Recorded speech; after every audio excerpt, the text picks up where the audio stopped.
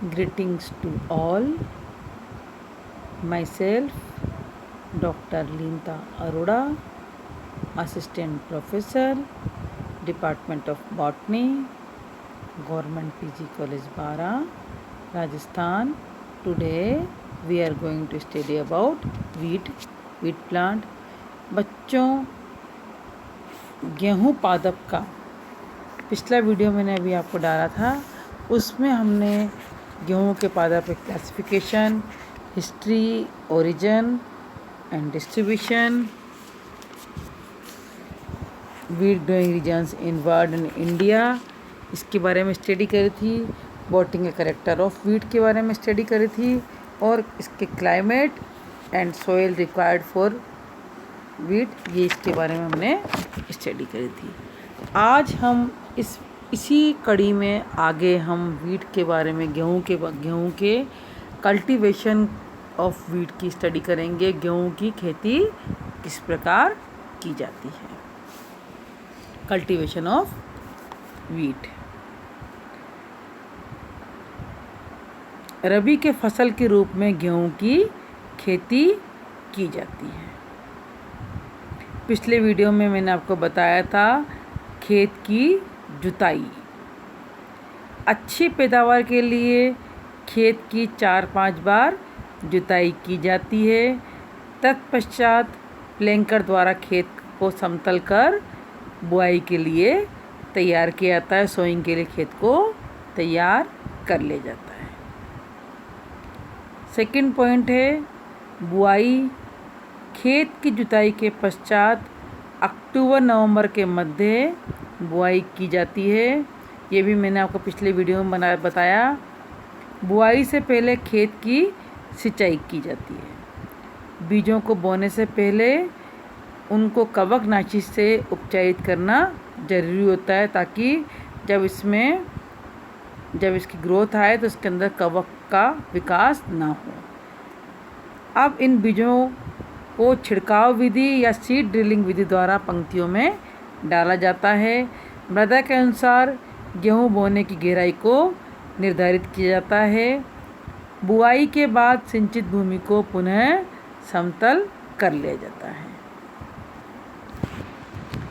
बुआई के बाद नेक्स्ट प्रोसेस है इरिगेशन, सिंचाई। गेहूं की उत्तम पैदावार हेतु 4 से 5 सिंचाई की जाती है। बुआई के 3-4 सप्ताह बाद पहली, फिर इसके तल शाखन, जब टिलरी प्रारंभ होती है, टिलरिंग चालू होती है, तल शाखन के पश्चात दूसरी, पुष्पन के बाद तीसरी, बीज निर्माण के बाद चौथी, फिर उसके बाद एक लास्ट की अंतिम सिंचाई की जाती है। फसल परिपक्वन के दौरान पादप को खाद व उर्वरक भी प्रदान की जाती है।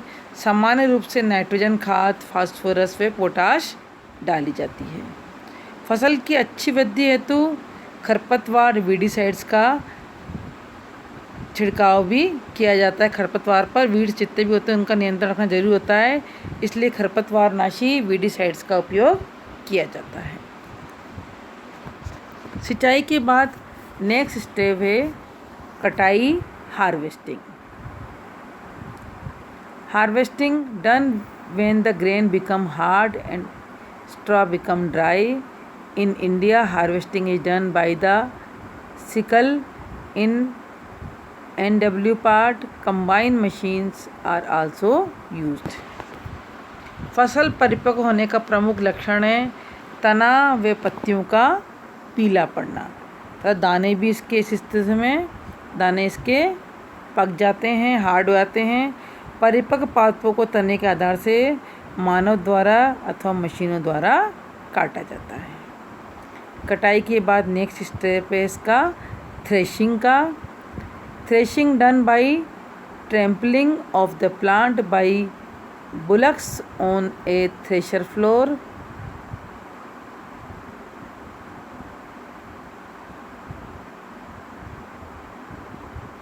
Simple mechanical thresher are used in Punjab.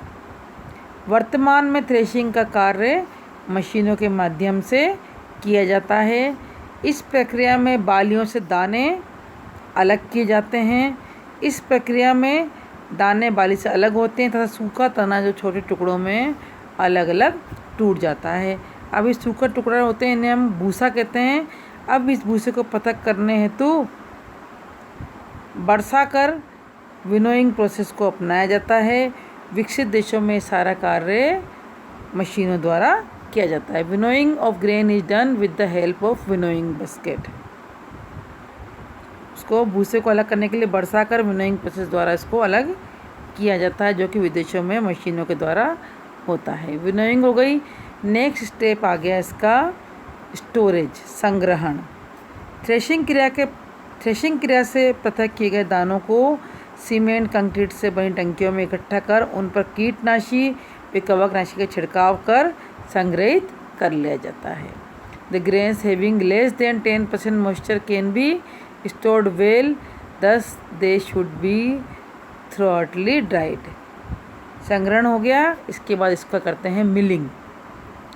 Motor driven flour mills use to stone for grinding are commonly used. Milling यानी पेषण। गेहूँ की दानों को चक्की या रोलिंग मशीन द्वारा पीसा जाता है, जिससे बारीक आटा मिलता है।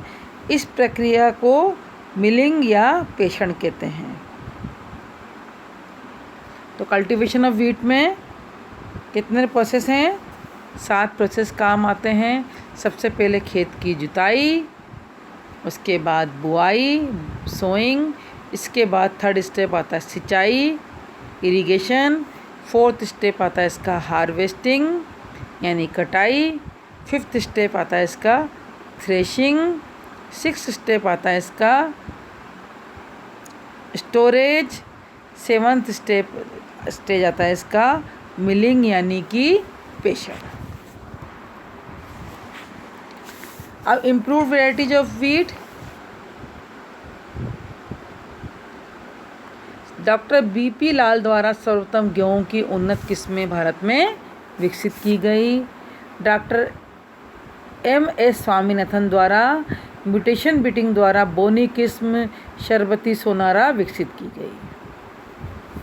इसके पश्चात ICAR द्वारा कई उन्नत किस्मों का विकास किया गया, जिसमें से प्रताप, मोती, लोकवन, राज 911, शैलजा, WH147, WH287, मेघदूत, सुजाता, नीलगिरी आदि का विकास हुआ। राजस्थान में गेहूं की कुछ प्रमुख किस्मों की कृषि की जा रही है, जिनका मुख्य नाम है उनके कल्याण सोना, सोनालिका, लोकवन, राज 1972, HD 2329, राज 911 एटसेट्रा। अब हम गेहूं के यूजेस ऑफ व्हीट, गेहूं के उपयोग के बारे में चर्चा करेंगे। Manufacture of flour for bread and pastries.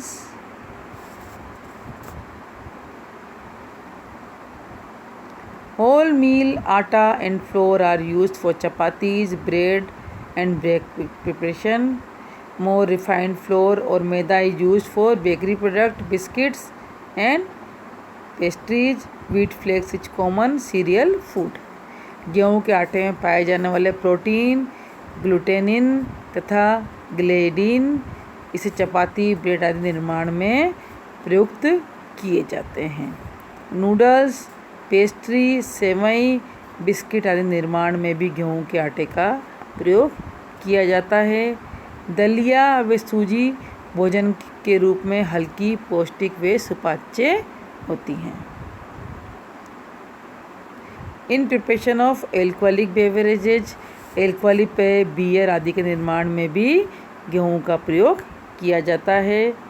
सूजी यूज इन वेरियस प्रिपरेशन, सूजी कई प्रिपरेशन में काम आती है। The protein called gluten obtained from wheat is used in additive to whole wheat or rye to add elasticity. Low grade of wheat used for fodder, low grade का जो गेहूँ होता है उसको चारे के रूप में भी काम में लिया जाता है। व्हीट स्ट्रा यूज एज वुडर, जो ऊपर का कचरा निकलता है व्हीट का, जितना भी स्ट्रा निकलता है उसको भी चारे के रूप में काम में लिया जाता है।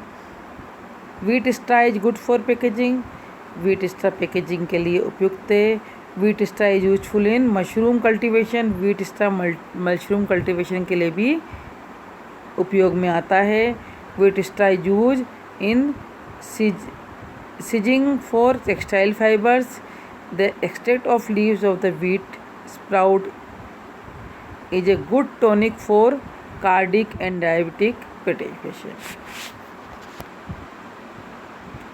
वीट स्प्राउट से की जो लीव्स निकलती हैं ये कार्डिक व डायबिटिक पेशेंट के लिए ये गुड टॉनिक के रूप में कार्य करती हैं। गेहूं के पादप के विभिन्न भागों का उपयोग स्टार्च, पेस्ट आदि निर्माण में किया जाता है। कागज़ उद्योग में सूखे तने व ब्रान का उपयोग किया जाता है। पैकिंग सामग्री, चटाई आदि निर्माण में भी गेहूं के जो चारा निकलता है, फोडर निकलता है, उसका प्रयोग किया जाता है, स्ट्रॉ का प्रयोग किया जाता है। भूसा व ब्रान का उपयोग पशु चारे में किया जाता है। आज ये गेहूँ अपना जो है economic importance of wheat complete हो गया। बच्चों इसकी पूरा इसको अच्छे से पढ़ना, मैं आपको इसका बहुत जल्दी टेस्ट लूँगी। थैंक यू बच्चों, थैंक यू सो मच, धन्यवाद बच्चों।